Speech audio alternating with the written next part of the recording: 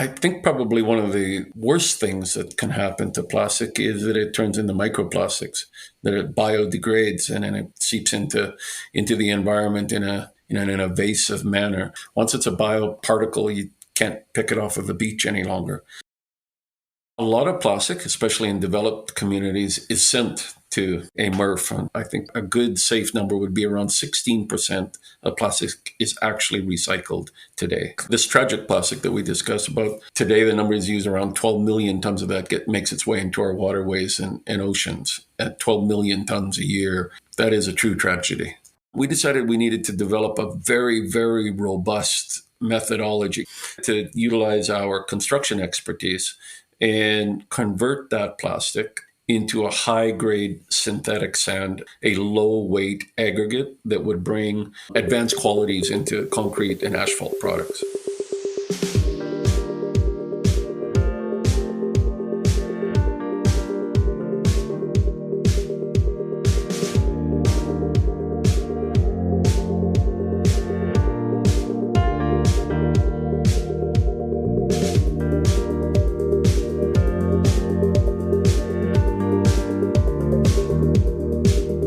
Welcome to Mindful Businesses presented by Sarani, and I'm your host Vidya Iyer. In our podcast, we bring to you businesses that are mindful in their practices and processes. A mindful business employs sustainable social, economic, and environmental practices. Today, we have with us Donald Thomson, founder and CEO CRDC Global, Center for Regenerative Design Collaboration, building a better world. He joins us from San Jose, Costa Rica. Welcome, Donald. Thank you so much for having me. It's a really big honor to be on your show. We have this love and hate relationship with plastics. It is important for food and medical safety. It protects products from water damage. Why are plastics so bad for our environment? It's actually hard to imagine a world without plastic now. We've been living with it on a regular basis, probably for my entire lifetime. It's a fundamental part of our society. The problem with plastic is if we don't handle it properly, if we don't deal with it properly, and if it gets into the environment, that kind of plastic we call tragic plastic, because once it's in the environment, it's hard to get out, and it's a tragedy, and nobody really takes responsibility. So over the years, it builds and builds and builds until it becomes a crisis. And I think that we've reached that crisis. So we're in a crisis of a product. It's fundamental to who we are as in humanity today, but it's also a crisis, contamination that we need to deal with. So what happens when a product doesn't biodegrade or degenerate? What happens to the plastic? I think probably one of the worst things that can happen to plastic is that it turns into microplastics, that it biodegrades and then it seeps into the environment in an evasive manner. Once it's a bioparticle, you can't pick it off of the beach any longer. Now it's a big problem and years to solve. We need to keep plastic out of the environment. We need to keep plastic out of the waterways. And if we can do that, then we can go back to looking at plastic as a useful material within society. And also, plastics are made out of petrochemicals. So even in the production part, they are energy hogs and cause a lot of impact on the environment.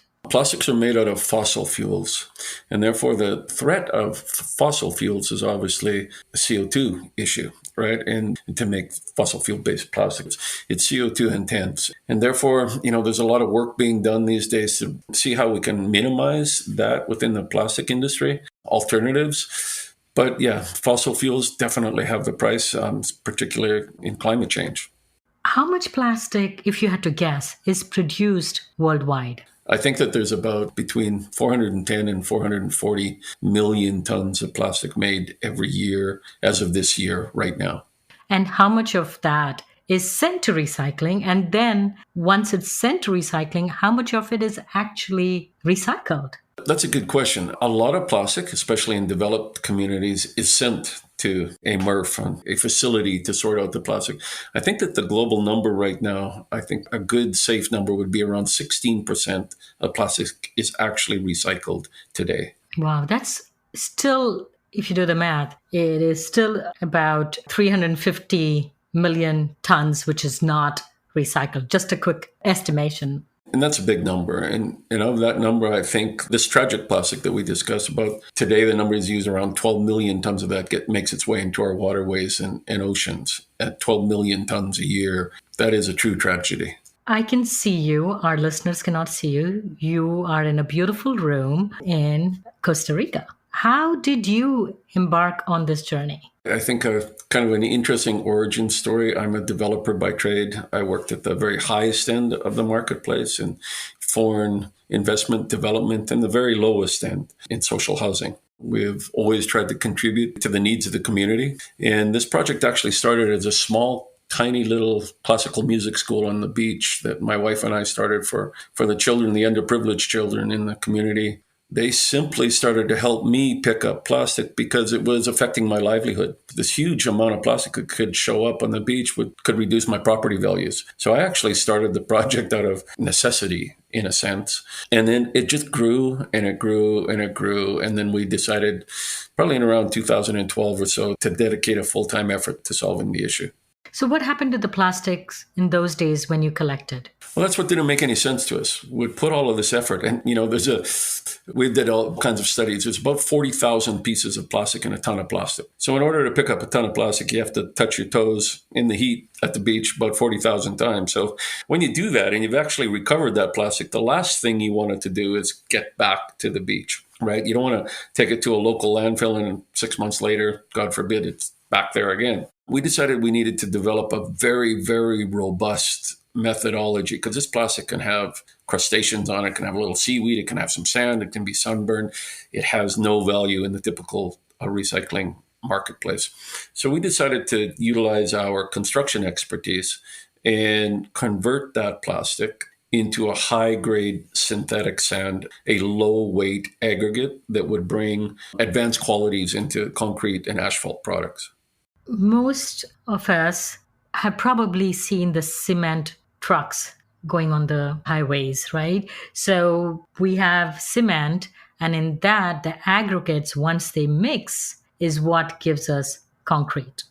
Exactly. So concrete is made up of cement, it's made up of water, and it's made up of coarse and fine aggregates. We focused on, and on our knowledge of the concrete sector, we didn't want to make coarse aggregate because plastic particles are relatively soft and under compression they would break. But we wanted to make very fine particles because those very fine particles act as fillers and they bring certain properties in and they can lightweight our product. So if that big truck that you see driving down the road can be 5 or 10% lighter, it can have a way smaller carbon footprint. And therefore, we can utilize less steel in the structure, which also brings down our carbon footprint. The rationale to use lightweight aggregates in the construction industry is well known. It can have better thermal properties. It can have better insulative properties. All of these things that can add up to build a much more efficient building. And so that's what we were after. We were trying to develop a product that could bring efficiencies into the construction sector, but deal with the real issues, the real problems, the real environmental problems that we found within this tragic plastic, this stuff that made its way onto our beaches. So the product that was born is Resin 8, RESIN and the number 8. Yeah, so there's 70 types of plastics. Number 1 is PET plastic, and that's your typical water bottle or pop bottle. Number 2 would be your Tide bottle or your shampoo bottle. Those two kind of plastics have a good recycling rate and good recyclability and a market for them. The 3s to 7s, typically, there's some techniques to deal with them, but they're typically seen as waste, as garbage. What would be an example of a 3 or a 4 plastic that's not recyclable? Some of the examples that people are often surprised that we can deal with, we deal with the entire spectrum of the 1s to 7s, but some of the plastics that people would be surprised that we deal with would be satchels or laminated plastics, a kind of potato chip bag, for instance, or a coffee bag that has a little bit of aluminum in it. We call styrofoam the white fluffy stuff that everybody seems to have problem dealing with. Bags that you would put, lightweight polyethylene bags that you would put your broccoli in at the grocery store. All of that kind of plastic is plastic that's really useful for us. PVC is a plastic very hard to utilize, but it's actually a very noble plastic for what we utilize it for. So essentially what we do and why we call our product Resin-8 is we can accept the entire spectrum of the waste stream. We chop it all up into tiny little pieces and then turn it into the 8th resin, Resin-8. So you can take all 7 of the types of plastics, which are represented by the number at the bottom of your containers or your product, and create this useful product, Resin-8, which is the 8th resin. It's got a little bit of history. So early on, we were challenged to define our view of the circular economy. So we created a project that we called a model that we called REAP. And on one side, the input side, we called it recover, and enrich on the output side, appreciate and prosper. And it was fashioned around the model or the infinity sign. So there's 7 resins. An 8th resin makes sense. An 8 is also very significant in terms of the infinity sign, and it's also the symbol of abundance. So we felt that, Resin-8 simply resonated for us. And you're right, it does have a number of meanings, but that REAP program went on to win the People's Choice Award in Davos in 2016. It's still a model that we utilize every day. It's kind of our North Star in our company, and it's how we define sort of this hybrid model between inputs and outputs and regenerative design. So have you tested your product? Because, you don't want your luxury buildings to crumble. And as you stated, durability is one of the important component of sustainability. So yeah, we've tested it globally and extensively. How does it compare to concrete blocks? We don't replace all of the sand aggregate. We only replace a small percentage.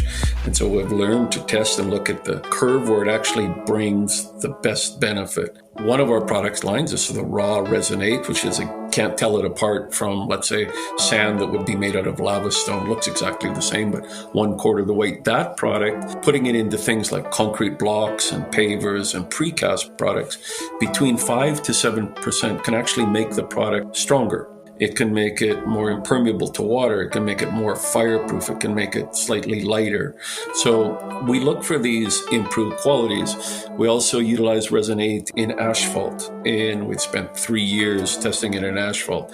It brings better wearability in asphalt, better flexibility. And asphalt is used for roadways and highways. Roadways and highways. And at the end of the life at any one of our concrete products, we can also break it up again and reutilize it all over again. So it's kind of infinitely cyclable and circular. What you're saying, the blocks that you make out of concrete, the other coarse aggregates, your Resin-8 can be recycled? Yes, typically we do that in our construction industry now. If we have, let's say, we can gather up some blocks that were poorly made or a bad run, we'll break them all up all over again, and then we'll put those back into a new construction product in certain acceptable percentages. So concrete rubble is, if done properly, endlessly circular. Okay, so that reduces, to some extent, the amount of energy consumption and the carbon footprint of the construction industry. Like, I believe 39% of the energy consumed is in the construction industry. It is. About 40% of our global carbon load is due to construction activities. And therefore, the construction industry is legitimately in a major focus on lowering its carbon impact. So these kind of products right now are highly accepted within the construction industry because they have the ability to sequester carbon and or just keep the carbon footprint down because of their weight, because of their sequestration, because of a number of things. In fact, we have worked now with PA Consulting in Cambridge, England, for about 1.5 years to develop a version of Resin-8 that actually absorbs CO2 and makes concrete significantly stronger, about 10% stronger. And therefore, we can drop the amount of cement that we put into the product. And when you can drop the amount of cement that you put into a product, you can drop that significantly. You can drop that global carbon content of the industry.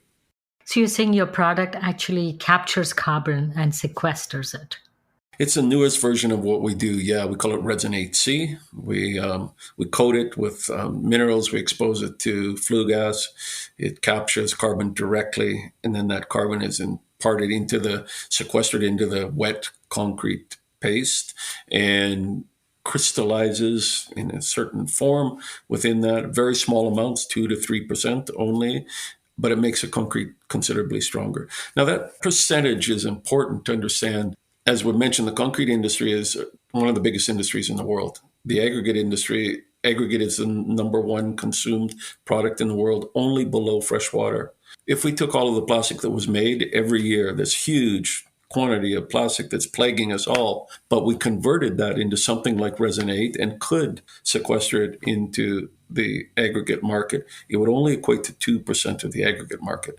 So when you look at the construction industry as a target, symbiotically help the plastic industry, it becomes a very viable approach. It kind of gives everybody hope that we could actually deal with this massive amount of plastic that's creating this contamination problem.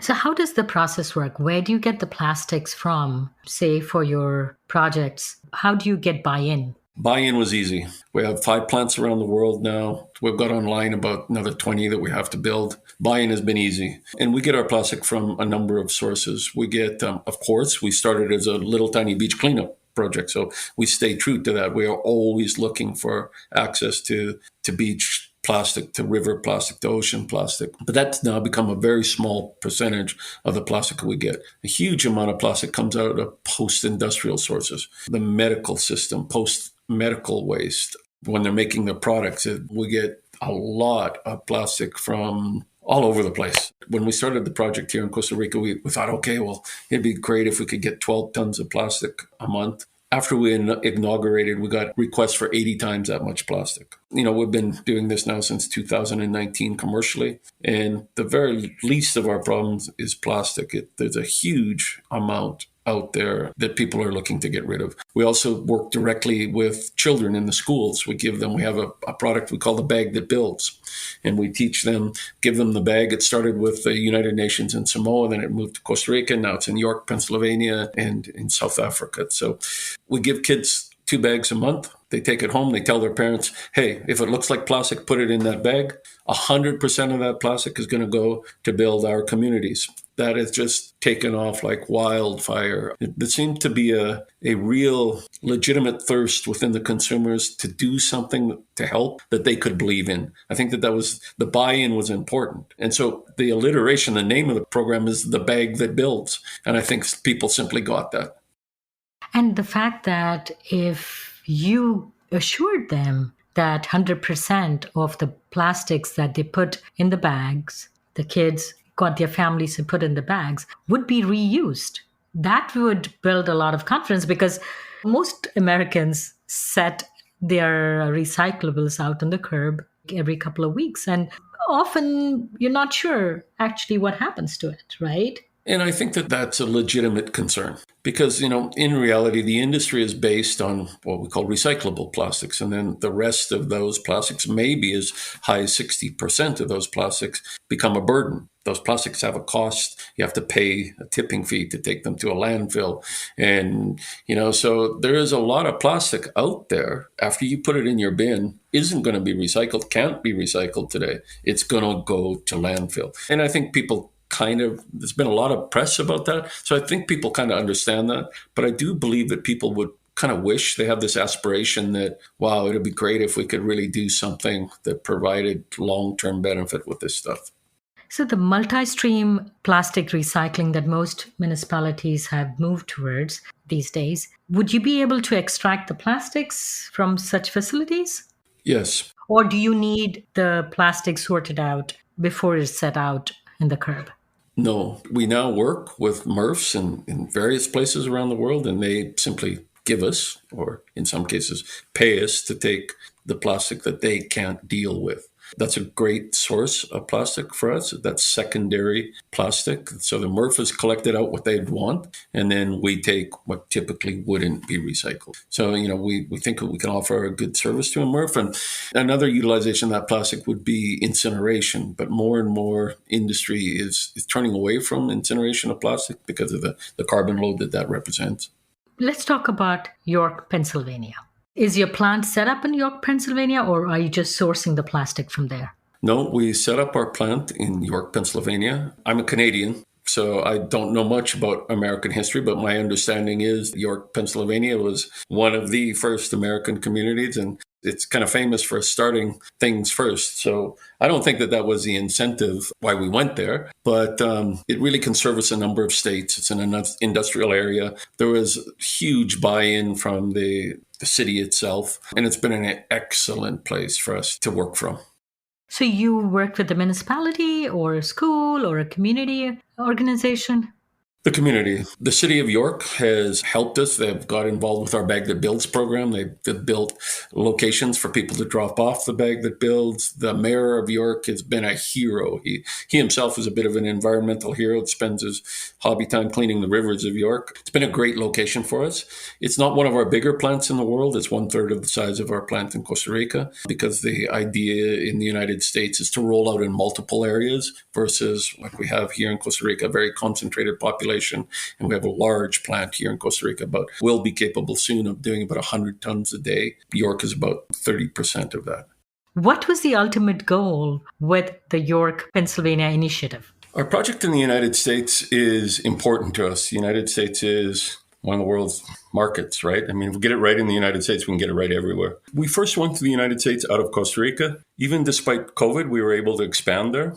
And we just ran into an investment group and a group of people that were just focused on cleaning this up. And then from that, we started to expand around the world. Next one was South Africa, now Australia. But the United States, back to the United States, is although the U.S. market and the handling of plastic is relatively good, your recycling rates are really bad. And we were able to run into some really great and big companies that supported us. Georgia Pacific Recycling was the first group that came and supported us. And so then we really believed that we could get the offtake, the amount of plastic that we needed. We just started to run into the right people. And we also realized that the real solution to plastic, wherever there's plastic in consumers and a construction entity, you could almost have one of our small plants. Rather than thinking about having 1 or 2 or 3 big facilities in the United States, we decided to look at regionalized local facilities.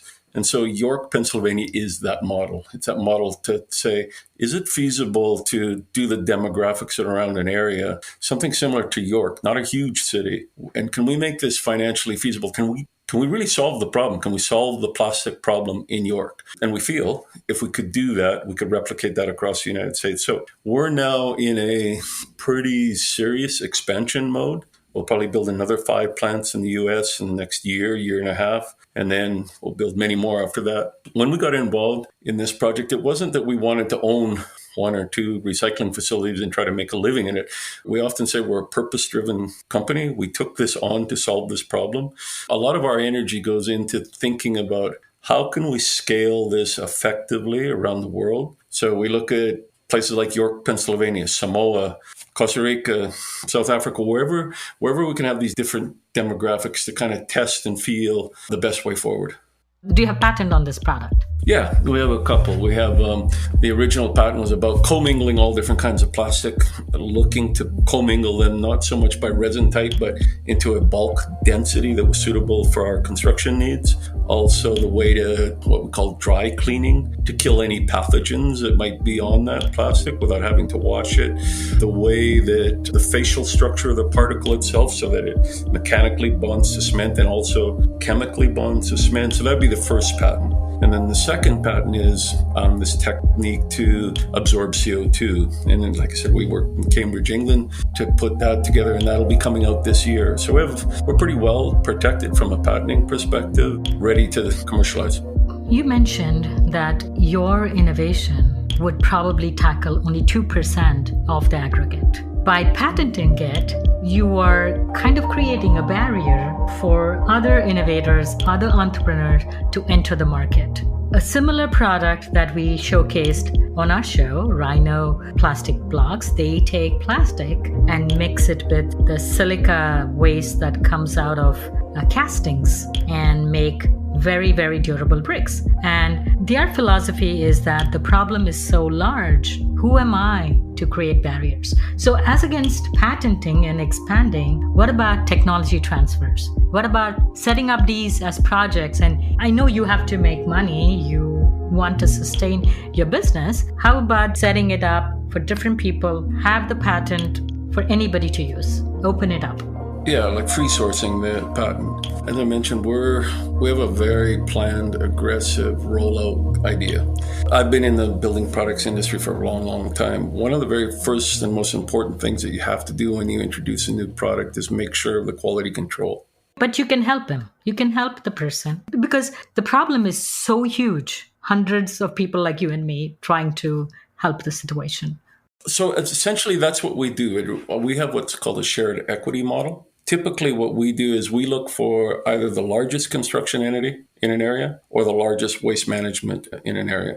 People that are already within the industry, people that have interest, people have distribution. So we're taking a very, very industrial approach at this. So our marketplace isn't just the guy on the corner that would like to make our kind of product. Our marketplace are the building professionals, the waste management industry that can do this at volume. And it's also extremely expensive to do this. We have to be careful, and we do. We put it in people's hands. Essentially, that's what you're saying. We put it in people's hands around the world all day, every day. But we have to be very, very selective of whose hands that we put it in. Otherwise, let's say somebody didn't do it right and a building fell down. That could actually disrupt the entire potential of a solution. So we're extremely careful, not because we want to be capitalists and hold it to ourselves. It's because we want it to be done right. So we've taken a big business approach to this, and we deal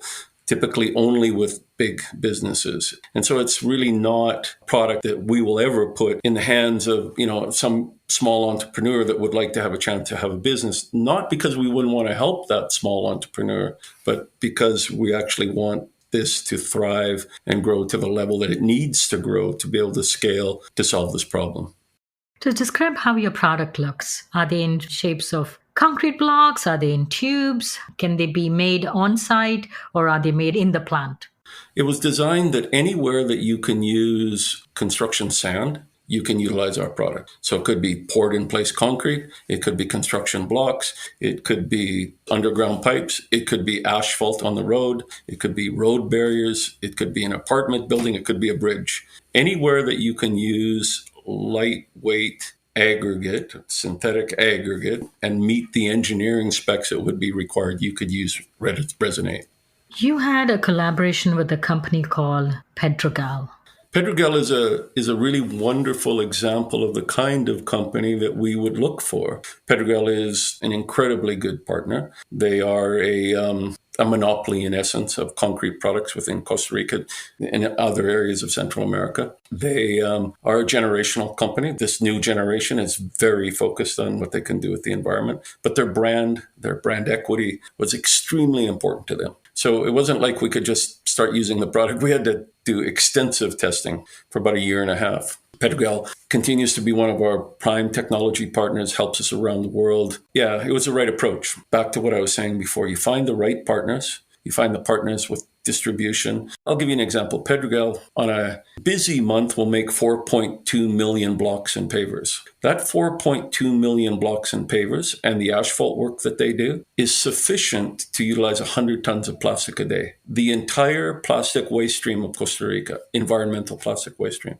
So between Pedregal, ourselves, and the United Nations Development Program, we created a project here in Costa Rica called Landscapes Without Plastic. Hopefully by 2030, Costa Rica will be the first country in the world as an example to the rest of the world how to really deal with the environmental waste stream. So Pedregal has been an incredible partner, but they're also a really great example of the other companies that we look for around the world. And when we do that, we can make a big impact. And it's those big impacts that are going to make the difference.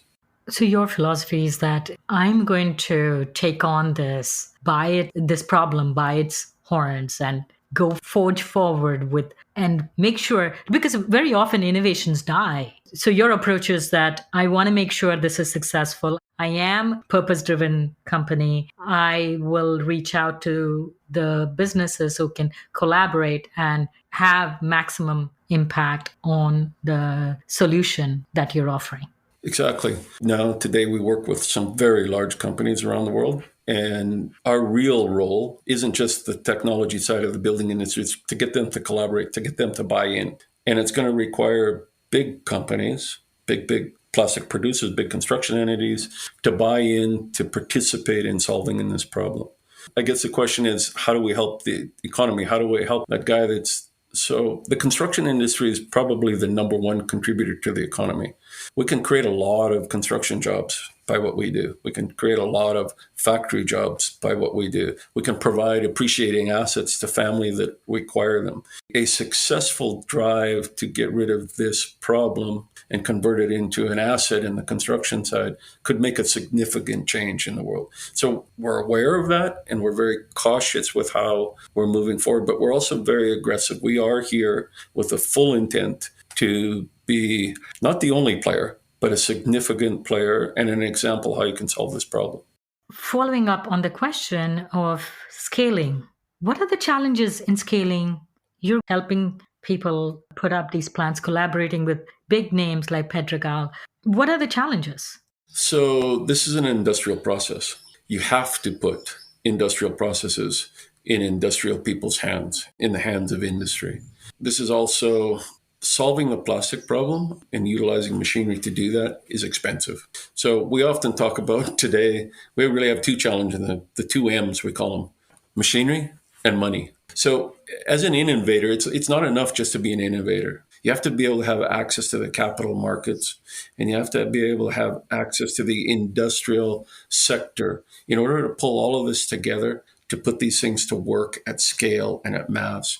We've been relatively successful at that, but it's a big area of our dedication now. A big area of our focus is how do we model to bring industry to the table and bring the capital required to the table. That's the biggest challenge for any new industry. And we're creating a new industry here. How do you put that together? We've been successful so far, and we're planning on taking it all the way, but it's a big challenge. The innovation part is a challenge in itself, but bringing it to market, you need a business perspective, which you have because you worked in the construction industry for the last 30 years.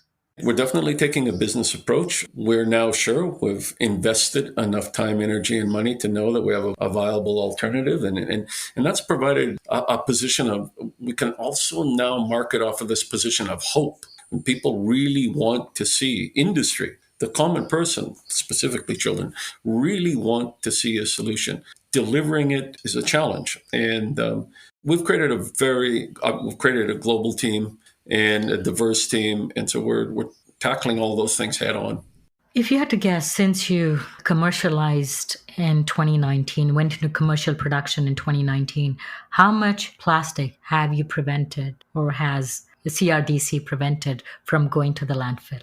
So when we started really small. And in 2019, we made the decision to work with Habitat for Humanity as our first client. But because we had to be very careful of margins and costs, we had to dial everything down and be as efficient as possible. So working with companies like Habitat for Humanity, we were able to grow so we have now a Latin American agreement with them. We've been able to grow over the last 4 years to a pretty significant rate. So where we started 8 tons a month, now we're probably in the neighborhood of, here in Costa Rica alone, 25 to 30 tons a day. So we're talking about significant amounts of plastic that will go to 3 shifts now in all of our facilities. That'll be up to 100 tons a day. Our goal is in the next short term, I'm not going to put a date on it, but in a short term, and we're working hard on this, have 20 facilities working around the world. We already have 5, and 20 facilities doing 20,000 tons of plastic a year. And that will make us a major player in the plastic recycling industry. Actually, we don't consider ourselves plastic recyclers. We consider ourselves plastic converters, which there's a bit of a distinction there. That is amazing. Thank you so much, Donald, for coming on the show. Wishing you all the best. on your journey to reconvert plastic. Thank you so much for having me. It was a real joy being with you today. You're listening to Mindful Businesses, produced and hosted by Vidya Iyer.